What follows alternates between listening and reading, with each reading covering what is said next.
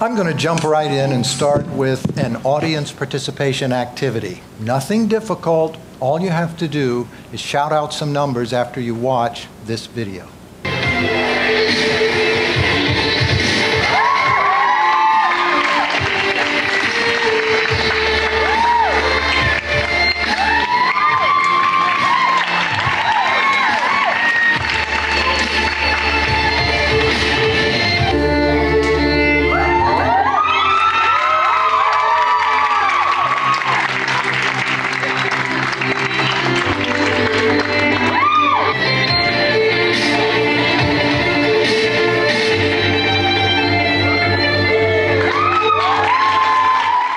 Now, here's where you shout out the numbers. How old was the pole dancer? 18. 46. Okay, you guys know how this is going to work now because I want you to shout out numbers again. How old is she? 40. Interesting guesses. 40, 50. How old is she? 35, 40. Okay, thank you. There is method to my madness. 62. Now, by show of hands, how many of you, when you walked in this hall today, had this in your mental imagery for a 62-year-old woman? Probably not, right? There's a reason, and that's why I'm here today, to talk a little bit about how our beliefs create our realities. But wait a minute, I had you guess a couple other ages too, right? 74, exactly. 60, yes. So, why did you have the belief that you had when you came in about what 60 looks like, or whether a 62-year-old should even be pole dancing, or should even be wearing a bikini for that matter, right? Well, there's a very, very definite reason why you had that picture, that mental picture about what ages look like. Well, you also have some beliefs about education. And that's what we're going to talk about today. And I'm going to talk about them by asking 3 simple questions. But you know what? I just had women that I showed you pictures of, right? Hey, and I know that if some of you guess, you're going to say he's got to be at least 104, right? No, not really. This is 75, but that's probably not what you had in your head as a 75-year-old man either. So, the 3 simple questions that I want to ask today, and we're going to take a little journey in order to answer them.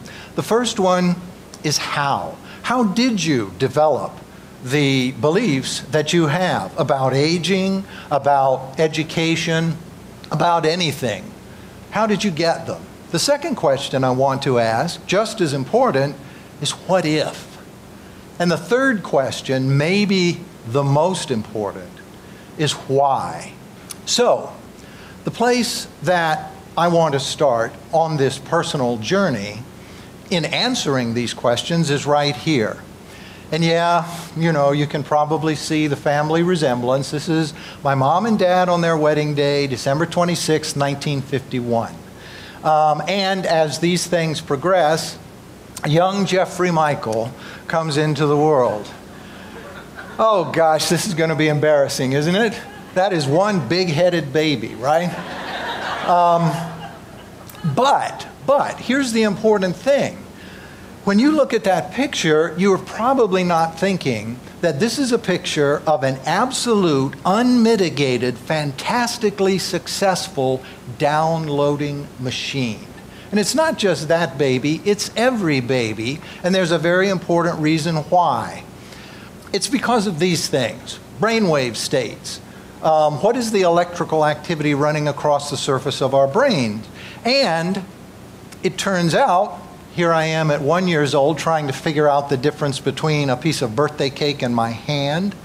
But I'm 1 year old right there, and that means that I'm between the ages of birth and 2, and human beings in that age range spend a preponderance of time in what's called the delta brainwave state. Key thing about this brainwave state is that it's a highly suggestible brainwave state. Stuff comes in with no filtering. And so any infant is going to be taking in gobs and gobs, gigabytes of information and downloading it, and there's no filter. Okay, this must be, I don't know, age 3.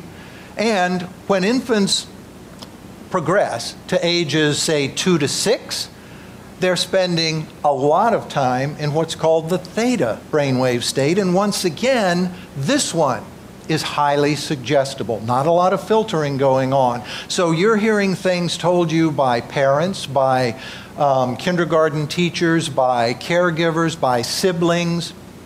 It comes in and there's not a lot of filtering. So you accept it as the truth. And this has to be the way it is with human beings, or the society, culture, would not continue to advance. This has to happen.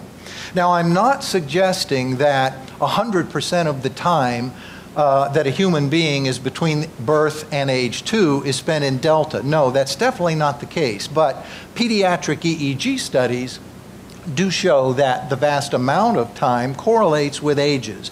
And so let's continue our journey. Here I am. This is a 6th grade picture. And so now I've bumped up into that age 6 to 12 range, and that's the alpha state, where you spend a lot of time in the alpha state. It's a daydreaming stage, but it itself is also a suggestible state. As a matter of fact, stage hypnotists want to get you into the alpha state so they can work their suggestible magic. And I want to take a brief pause here to make another point about my particular personal journey and the formation of my beliefs. I was just absolutely, fantastically, and incredibly lucky to have chosen the parents that I did, right? And the reason is because of the beliefs they had. This being a picture of us on vacation, must have been Sister Jill that took this picture, and I'm mugging shamelessly for the camera here. But when we went on vacations, we went to historical battlefields, we went to museums. Why do we do that stuff? It's because my parents felt that learning should be fun for the kids. We should take those kinds of trips, cultural activities and so forth. And here's a picture of Brother John, obviously sitting on a cannon in one of these historical sites, but that's just the way things were in my family. I was incredibly lucky, and when I got up into early adolescence, as all humans do, I started spending more time in the beta brainwave state, and that's where you guys all are right now. Oh, wait a minute, I see you. You drifted down into alpha for a minute, right? You were daydreaming, got you back. That's just the way how the human brain works. But when you're in college and you're studying, you're spending a lot of time in this beta brainwave state. So for me, because of how I grew up, it was just assumed, and I just assumed that certain things were going to happen in my life, culminating in this. And it was just natural. But here's what I want to ask you. How did all of that happen? It happened because I didn't filter out, and secondly, because I was incredibly lucky to be living in an environment where both parents were college graduates, where there was an expectation about going to college. There was a lot of social capital about being a college student. But now I want to ask you, what if? What if you come to college and you don't come from that kind of a belief background? You just heard Stevie talk about being a first-generation college student. There are lots and lots of college students that don't come from this kind of a background, and they may come with some beliefs that are actually limiting. And you all know what those are. As a matter of fact, Jamie Cassup, whose official title, believe it or not, is the Chief Education Evangelist at Google, tells a story about when he was in elementary school. They gave all the kids in the class a test about what you were qualified to be when you grow up. And it turns out that his test said he would be an IRS agent. He didn't even know what an IRS agent was, but then listen to what the teacher told him.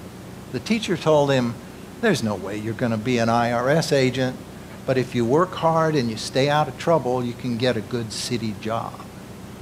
That was an educational belief implanted by an elementary school teacher. So what happens?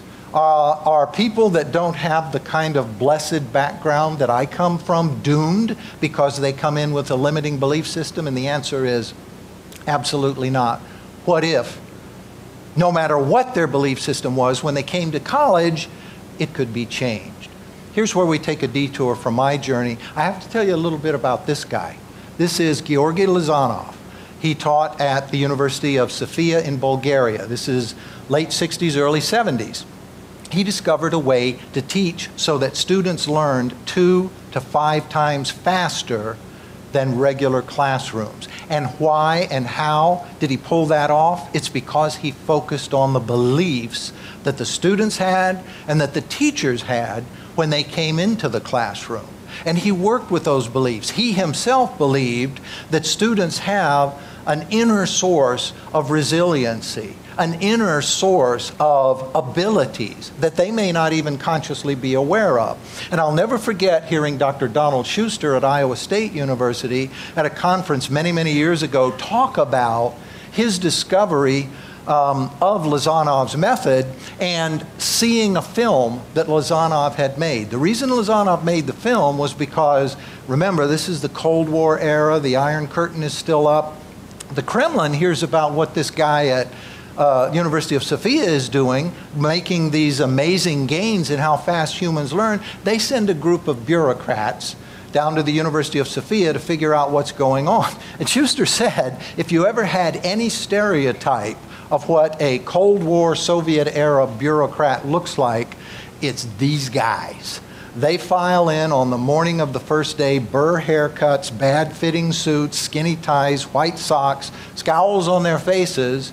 But by the morning of the second day, all the ties are off, all the coats are off. One of them has an apron on, holding a baby doll, and in perfectly accented French, a language he had never spoken before, he calls out to another bureaucrat coming through the door, "Honey, did you remember to bring the bread, the loaf of bread home that we need for supper?"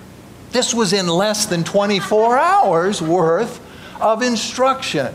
And it's because Lozanov was focusing and working with beliefs, and he was actually helping students get into that alpha state because he knew that that was a state where if there were empowering beliefs presented, there wasn't so much filter to block it out.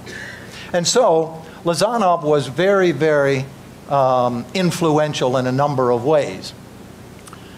What I want to do now, though, is I want to say why I'm so lucky to be right here at this university, this place, this time. It's because we're trying to do some of this working with beliefs, and we're intentional about it, and we're working hard at it. And it's called our Student Transformative Learning Record process. And we're just now in the very beginning stages of adding Dr. Melissa Pete's integrative knowledge portfolio process to the STLR e-portfolio. And her process absolutely specifically works with those beliefs that students don't even know they have, which are sources of their resiliency, surfacing them, unearthing them. So I won't spend a lot of time talking about what we're doing. Other universities do other things. There have been TED talkers like Carol Dweck and like Angela Duckworth, and many that are dealing with the belief level, but we're very excited because this is a peer-to-peer process and it will last all 4 years. How does it play out in students' words? Let's take a listen to this video. When I was growing up in Tulsa, I never even heard of the Tulsa Race Riot. In fact, it wasn't until I started the Oklahoma Lynching Research Project 4 months ago that I knew anything about it. And as I've told people in my hometown about the research that I'm doing, even now I get told, "Do you know what you're doing? Do you know what you're getting started?" Before this time, I was a Google researcher. I would pull up my search engine and I would type in Tulsa Race Riot, and then bam, there was my fountain of knowledge. I never moved past Google. I knew Wiki was a no-no, but I didn't really know what researching really was. This project has actually developed me in amazing ways. Not only am I reading secondary sources, but from them I'm pulling out primary sources and asking questions and trying to rack people's brains to try to figure out how to get the most information I can to help this project. One example of this is I'm actually reading a book right now where a man grew up right after the riot, and his father takes him to court with him, and they go through court proceedings about property, and ironically the people died around June 1st, 1921. And that led me to think, wow, I bet you that if we go back and compare the names on these property records from these people who died and compare them to our dead list, we can actually probably find more than just the 36 names that we are given. I mean, we know people drove out of town and with bodies filling trucks the day after. Another way this project has really developed me, it's got me thinking about my actual major, which is psychology. And I sit there and I wonder, how could these people, and you know they've just got to be ordinary people, and they cannot be all these, I mean, there were so many of them, they can't all be horrible people. How could they do something like this? How could they treat anything like they treated these people when they were doing the lynchings and the riots and everything? And that's led me to ask more questions, to try to get answers, to really understand what was going on in their minds. And in this, maybe show others how good people could do something like this, how you could do something like this.